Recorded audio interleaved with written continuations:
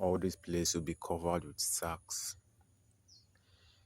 The more money I get, the more sacks I buy more yams, and hopefully if God gives me a lot of money, I'll buy fertilizers too. Just take a look at the soil. I already got the soil before now, so that's what I did first, because to buy soil for this place now money.